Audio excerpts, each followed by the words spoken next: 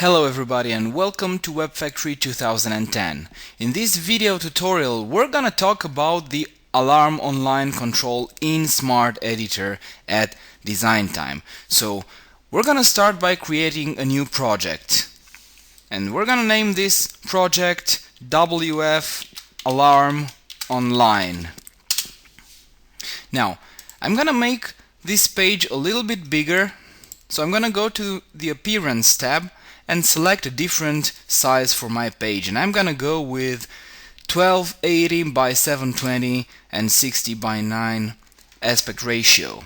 Now let's talk about the Alarm Online control. You can easily find it in the toolbox under the alarming folder, and we will drop this onto the page and size it properly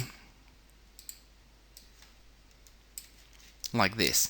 Now let's see what properties this Alarm Online control has in Smart Editor at design time. And as you can see, we already have the Appearance tab opened, and we can see that the Alarm Online control allows us to customize the colors for the alarm rows. So we can customize about every color in the control. We can set the acknowledged alarm background, the acknowledged alarm foreground, the acknowledged and gone alarm background and foreground, the active alarm background and foreground, inactive alarm background and foreground, and we can also set the priority color definition. And if you click this button, we can set up priority color definitions and we can prioritize the color scheme we want. And the last option in the Appearance tab is the row color definitions, and again we can define row colors based on the alarm configuration. So for example, if an alarm belongs to a certain alarm group and belongs to a certain alarm type, has a certain horn path, then it will have these colors over here. So this is everything about the appearance of the online alarm control. Let's move on and let's talk about the column orders properties. The column orders properties allows us to define at design time the order of the existing columns in the control. So we can set the acknowledged order, for example, column to be the fifth column in our control, and the active order to be the second column in our control. And as you can see, we have 12 positions, and we can select any of these positions for our columns.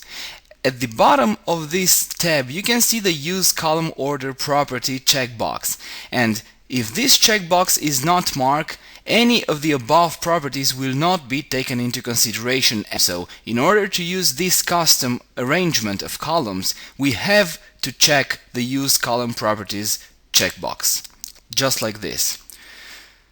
The next tab is the Column Widths tab, and the properties in the column widths allows us to set the width of each column independently. And just like in the column orders, we have the Use Column Width Properties checkbox, and if this checkbox is not checked, these settings will not be applied at runtime.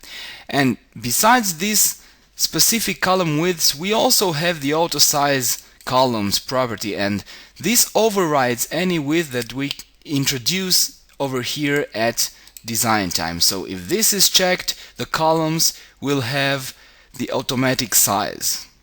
Now, the Configuration tab of the Property Inspector holds some very important properties, and we're gonna talk about each one of these.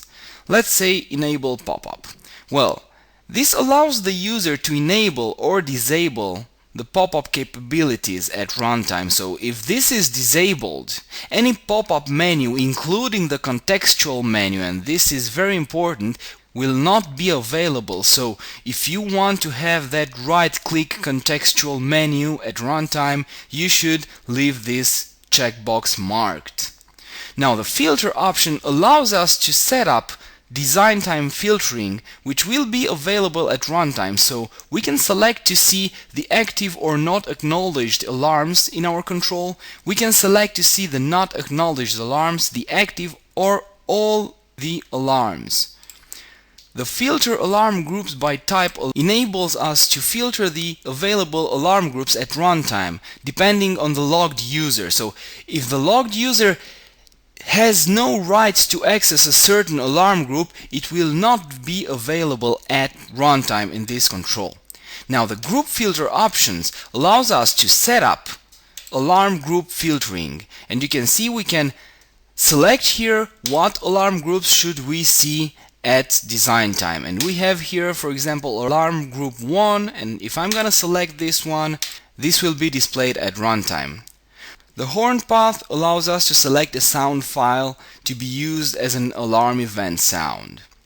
The loop allows us to enable looping this horn path.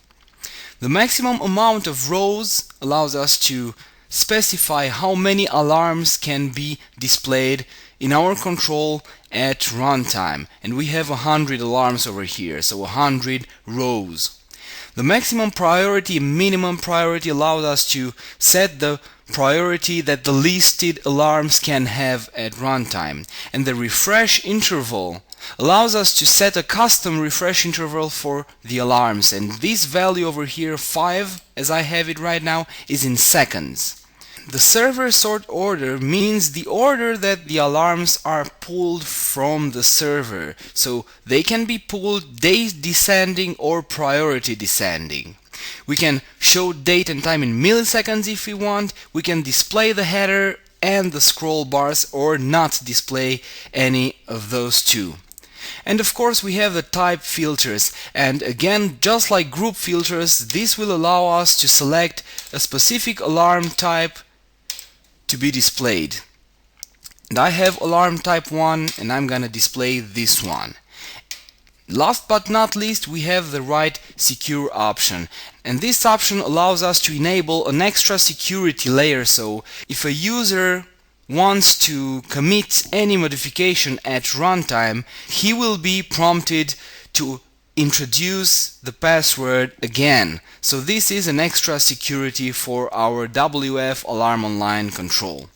Now of course we have the other typical properties like the layout properties and the miscellaneous properties, meaningly the name, but these are common properties to all Smart Editor controls. So I'm gonna click run now to end this tutorial with a glorious example of the WF Alarm Online at runtime.